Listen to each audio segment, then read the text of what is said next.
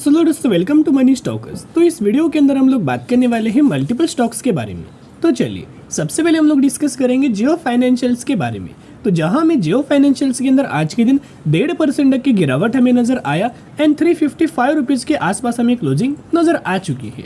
Basically जियो financials का अगर आप लगातार दोस्तों परफॉर्मेंस देखोगे तो बहुत जल्द एक बड़ी रैली हमें जियो फाइनेंशियल्स के अंदर देखने को मिल सकता है, क्योंकि कंपनी के द्वारा शॉर्ट टर्म के अंदर बढ़िया तरीके से रिटर्न शेयर होल्डर्स को दे चुका था। एंड करंटली अगर आप जियो फाइनेंशियल्स का परफॉर्मेंस देखोगे तो 6 महीने का डेटा आपके सामने मैंने ओपन किया है।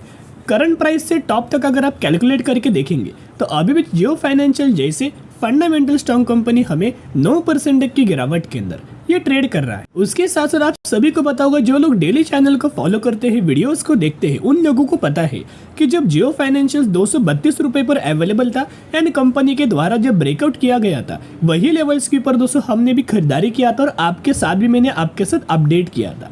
और वहां से अगर आप कंपेयर करके चलेंगे करंट प्राइस तक को लेके, फिर भी हमें जियो फाइनेंस जैसे फंडामेंटल स्ट्रॉन्ग कंपनी के अंदर अभी भी 53% तक का रिटर्न्स मिल रहा है। ये क्या है ना, लगातार कंपनी के अंदर तेजी आया था, यही से वजह से कंपनी के अंदर क्या है, या प्रॉफिट बुकिंग हो रहा है, कंपनी कंसोलिडेट कर रहा है। और जैसे कंसोलिडेशन का ब्रेकआउट आएगा, जो कंपनी के द्वारा प्रॉफिट बुकिंग खत्म हो जाएगा, उसके बाद लगातार कंपनी के अंदर तेजी आ सकती, क्योंकि कंपनी के अंदर एक बहुत बड़ा अपडेट आया है, जिस अपडेट का भी फायदा बढ़िया तरीके से जियो फाइनेंशियल्स को लॉन्ग टर्म के अंदर तो नजर आएगा ही आएगा, लेकिन जो अगले भी अपडेट्स है ना, उसको जानना भी आपके लिए इंपॉर्टेंट है। तो सबसे पहले हम बात करेंगे न्यूज़ के ऊपर। देखिएगा, the Reliance shareholders approvals retail unit $4 billion lease to Jio financials, यानी कि जियो फाइनेंशियल्स को लीज के ऊपर देने वाले हैं। क्या देने वाले हैं? जो रिटेल सेगमेंट का जो यूनिट है, यानी कि यहाँ नीचे भी आपको देखने को मिल रहा है कि the Jio financial services plan to acquire equipment worth 350 billion rupees from Reliance retail as the financial services provider plans to enter device leasing business. यानी कि जियो फाइनेंशियल सर्विसेज ने क्या किया है, प्लान किया है, एक्वायर किया है इक्विपमेंट जिसका विर्थ है 360 बिलियन रुपीज़ का। किससे? रिटेल से, यानी कि रिलायंस रिटेल से। तो कहीं ना कहीं अगर आप ऑब्जर्व करके चलेंगे, जैसे इनके द्वारा अब ये यूनिट्स लिया गया है, लॉन्ग टर्म के अंदर एक बढ़िया तरीके से फायदा जियो फाइनेंशियल्स को देखने को मिल सकता है। तो जियो फाइनेंशियल्स का दोस्तों अगर आप यहाँ डिलीवरीज को ऑब्जर्व करेंगे, वॉल्यूम का डेटा चेकआउट करेंगे, तो आपको समझ में आएगा कि ये जो गिरावट हमें हो रहा है ना, ये गिरावट के अंदर, ये प्रॉफिट बुकिंग के अंदर हमें डिलीवरीज लगातार इंक्रीज हो रहा है।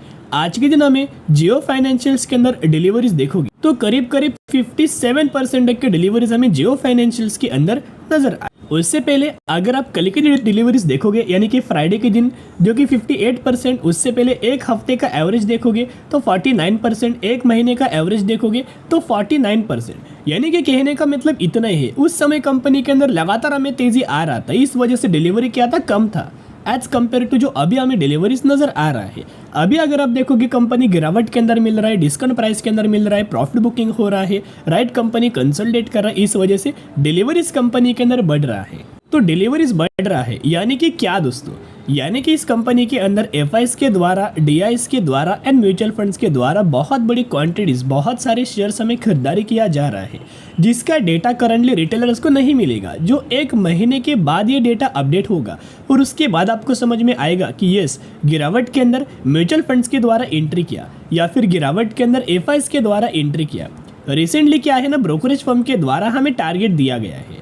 तो इनका ये मानना है कि फाइनेंशियल ईयर 2024 तक, नवंबर तक 580 तक का टारगेट दिया है एंड करीब जो मिनिमम टारगेट है दिसंबर 2024 तक 560 रुपये का एंड मैक्सिमम टारगेट दिया है 590 रुपये का। यानी कि जो टारगेट हमें दिया है वो बहुत अच्छा है करंट प्राइस से अगर आप कंपेयर करेंगे तो आप समझ सकते हो कि लॉन्ग टर्म के अंदर ग्रोथ तो बहुत आने वाली है। बेसिकली मई महीने का डेटा मैं आपके साथ शेयर करना चाहूँगा। तो ये जो मई महीने का डेटा है, ये म्यूचुअल फंड्स का बाइंग का है, राइट। अभी तक हमें जून महीने का डेटा अपडेट नहीं हुआ। तो मई महीने के अंदर अगर आप ऑब्जर्व करेंगे किन किन फंड्स के द्वारा कितने कितने करोड़ की खरीदारी किया है, वो डेटा जानना आपके लिए इंपॉर्टेंट है। तो सबसे पहले फंड्स का नाम आप देख सकते हो, कैनरा। तो कैनरा के द्वारा 1180 करोड़ की बाइंग किया। फिर एचएसबीसी के द्वारा 3900 करोड़ की खरीदारी हमें किया हुआ है। उसके साथ साथ अगर आप ऑब्जर्व करके चलेंगे, क्वांट का एक फंड जिन्होंने 9860 करोड़ की बाइंग किया। एक और क्वांट का फंड है 21,240 करोड़ की बाइंग किया। एक और क्वांट का फंड है 7,950 करोड़ की खरीदारी। एक और क्वांट का फंड है 2,114 करोड़ की खरीदारी। यानी कि दोस्तों जो हमें खरीदारी किया जा रहा है या फिर जो बाइंग किया जा रहा है वो बहुत शानदार तरीके से है एंड बड़े बड़े फंड हाउसेस के द्वारा बहुत बड़ी खरीदारी हमें किया जा रहा है। एक अपडेट मैं आपके साथ शेयर करना चाहूँगा, ये देख के आप चौंक जाओगे और बहुत सारे लोगों को ये पता भी होगा। ये मैंने पहले भी आपके साथ शेयर किया था। ये एक पुराना अपडेट है लेकिन बहुत ज़्यादा यूजफुल रहेगा अगर आप कंपनी के अंदर बाइंग करते हैं। आप सभी को पता होगा कि जियो फाइनेंशियल्स की जो एंट्री है वो लार्ज कैप कैटेगरी के अंदर हो चुका है, जो कि कौन सी इंडेक्स के अंदर, AMFI यानी कि association of mutual funds of India. जो लोग डेली चैनल को फॉलो करते हैं ना, उन सारे लोगों को पता होगा कि जियो फाइनेंशियल्स की एंट्री AMFI इंडेक्स के अंदर हुआ है और इस वजह से बहुत सारा इन्वेस्टमेंट, बहुत सारा पैसा, बहुत सारा इनफ्लो हमें कंपनी के अंदर आ सकता है आने वाले फ्यूचर में। तो बहुत अच्छा खासा बेनिफिट जियो फाइनेंशियल्स को लॉन्ग टर्म के अंदर नजर आ सकता है। अभी हम आ चुके कंपनी के टेक्निकल चार्ट्स के अंदर। तो ये टेक्निकल चार्ट्स को अगर आप नोट डाउन करके चलेंगे तो ये है कंपनी का एक रेजिस्टेंस लेवल, ये है कंपनी का एक support level. Support and resistance के ही बीच में जियो फाइनेंशियल्स हमें ट्रेड कर रहा है। तो यहाँ अगर आप एक पॉइंट ऑब्जर्व करेंगे, नीचे जब भी कंपनी आता है एक सपोर्ट लिया जाता है, ऊपर जब भी कंपनी जाता है एक रेजिस्टेंस लिया जाता है और उस रेजिस्टेंस के बाद गिरावट आता है, फिर कंपनी सपोर्ट लेवल पर आता है। आप देखना इस तरीके से चीज़ पैटर्न हमें कंपनी क्रिएट कर रहा है। लेकिन बहुत ज़्यादा चांसेस है कि अगर बहुत अच्छी खासी रैली बहुत जल्द कंपनी के अंदर आ सकती है। एक बार जियो फाइनेंशियल्स वनडे चार्ट्स के अंदर इतनी अच्छी खासी कैंडल्स की अगर क्लोजिंग होती है, तेजी आती है, ब्रेकआउट मिलता है, तो आप समझ जाना कि यहाँ से एक रैली फिर से कंटिन्यू हो सकती है। लेकिन इसके बाद जियो फाइनेंशियल्स के अंदर निवेश करने का मौका नहीं मिलेगा। एंड रिसेंटली क्या है ना, म्यूचुअल फंड्स के द्वारा, FIs के द्वारा लगातार बाइंग किया जा रहा है। तो आप समझ जाना कि ऐसा मौका बार बार नहीं मिलेगा। इसी वजह से म्यूचुअल फंड्स लगातार बाइंग कर रहे हैं, जो कि प्रॉफिट बुकिंग हो रहा है, राइट, डिस्काउंट प्राइस के अंदर कंपनी मिल रहा है 9 से 10% के आसपास। तो ये बाइंग करने का मौका है। तो जरूर कंपनी के अंदर बाय ऑन स्ट्रेटेजी जरूर अप्लाई करना। एंड बिजनेस तो बहुत अच्छे, जो कि आने वाले सालों में बढ़िया तरीके से ग्रो होगा। अभी हम बात करेंगे HDFC बैंक के बारे में। तो जहां HDFC बैंक का आज के दिन भी पॉजिटिविटी के अंदर क्लोजिंग आया एंड 1670 रुपए के आसपास हमें फाइनली क्लोज हो चुका है। HDFC बैंक के अंदर अगर आप ऑब्जर्व करके चलेंगे तो लगातार कंपनी के अंदर बहुत शानदार तरीके से तेजी आ रहा है। पिछले 5 दिनों में कंपनी के द्वारा 5% तक का रिटर्न दिया है एंड पिछले 1 महीने में शेयर होल्डर्स को कंपनी के द्वारा 10% तक का रिटर्न्स मिल चुका है। अभी HDFC बैंक जैसे fundamental strong company and large cap वाली कंपनी के अंदर 1 महीने में अगर आपको 10% तक का रिटर्न मिलता है तो उससे बहुत बड़ी बात होती है। तो जो आपको मिल रहा है ना, ये कंपनी के अंदर जरूर आप बने रहना, होल्ड करना, ताकि जब और ज़्यादा कंपनी के अंदर तेजी आएगा लॉन्ग टर्म के अंदर तो आप ही को सबसे ज़्यादा बेनिफिट्स मिल पाएगा। रिसेंटली अगर आप एक पॉइंट ऑब्जर्व करके चलेंगे तो ये खबर आया हुआ था 21 जून को। ये 21 जून को ऐसा क्या खबर आया था, जो कि SBI, Reliance industries and among 10 companies, in 10 company में से जियो फाइनेंशियल्स का नाम हमें देखने को मिल रहा है। तो जियो फाइनेंशियल्स के अंदर भी हमें सुंदरम म्यूचुअल फंड्स के द्वारा बहुत सारी क्वांटिटीज, बहुत सारी होल्डिंग हमें बाइंग किया गया। इसका मतलब क्या कि कोई भी म्यूचुअल फंड्स किसी भी कंपनी के अंदर बाइंग नहीं करता जब तक उनको लॉन्ग टर्म के अंदर दोस्तों बेनिफिट नहीं मिलेगा।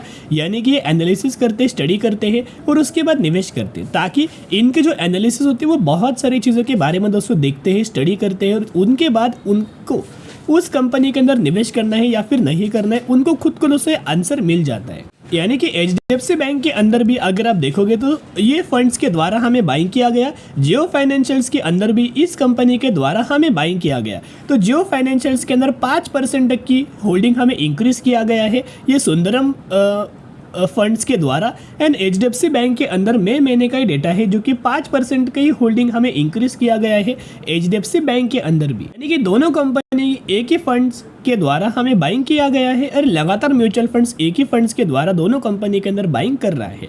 रिसेंटली MK ग्लोबल फाइनेंशियल्स के द्वारा हमें टारगेट दिया है, जो कि बाइंग रिकमेंडेशन एंड उसके साथ साथ टारगेट हमें 2100 रुपये के आसपास हमें दिया गया है। तो अगर आप इस कंपनी को करंट प्राइस से भी अगर आप कंपेयर करके चलेंगे तो ये बहुत सारा रिटर्न्स आपको मिलने वाला है, बहुत सारे टारगेट्स हमें कंपनी लॉन्ग टर्म के अंदर अचीव करने वाली है। जो टारगेट्स मैंने आपके साथ शेयर किया 2100 रुपये का, ये टारगेट भी बहुत ज़्यादा छोटा है। फ्यूचर में बड़े टारगेट्स आपको दिखाई दे सकते हैं।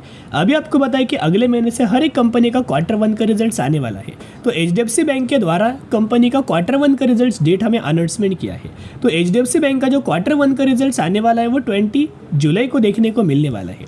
तो ज़रूर कंपनी के बारे में अगर आपको रिजल्ट जानना है तो जरूर चैनल को सब्सक्राइब करके रखना, ताकि जब भी मुझे कंपनी का Q1 का रिजल्ट नजर आएगा 100% मैं आपके साथ शेयर कर दूंगा। म्यूचुअल फंड्स का डेटा अगर आप HDFC बैंक के अंदर ऑब्जर्व करके चलेंगे तो मैंने पहले भी शेयर किया था कि अगर आपको बैंकिंग सेक्टर के अंदर निवेश करना है और अगर आप प्राइवेट बैंक के अंदर जाना चाहते हो तो HDFC बैंक बेस्ट बैंक है, तो इस कंपनी के अंदर निवेश करना। तो हर एक गिरावट के अंदर म्यूचुअल फंड्स के द्वारा हमें बाइंग किया गया है। ये डेटा हर एक महीने का मैंने आपके सामने ओपन किया है। सबसे पहले दिसंबर के अंदर तो हमें माल बेचा गया था, राइट, शेयर्स हमें बेचा गया था, लेकिन जैन, फेब, मार्च, अप्रैल और मई अगर आप देखोगे बहुत सारी क्वांटिटीज, बहुत सारे शेयर्स हमें बाइंग किया गया है, लगातार म्यूचुअल फंड्स बाइंग कर रहे हैं। तो इसका मतलब क्या है कि आपको पता होगा कि लॉन्ग टर्म के अंदर म्यूचुअल फंड्स को पता है कि ये कंपनी के अंदर बड़ी तेजी आने वाले हैं, इस वजह से बाइंग लगातार कर रहे हैं। तो बाय ऑन स्ट्रेटेजी जरूर अप्लाई करना, ऐसा मौका बार बार आपको नहीं मिलेगा। अभी हम बात करेंगे शेयर इंडिया सिक्योरिटीज लिमिटेड के बारे में। 1512 रुपए पर ट्रेड कर और मैक्सिमम में 1400% तक का रिटर्न शेयर होल्डर्स को बना के दिया। रिसेंटली यही कंपनी के द्वारा 1:5 रेशियो का स्प्लिट का अनाउंसमेंट किया गया है, जिसके अंदर आपको 1 के बदले 5 शेयर मिलने वाले हैं। तो जरूर कंपनी के बारे में स्टडी एनालिसिस जरूर करना।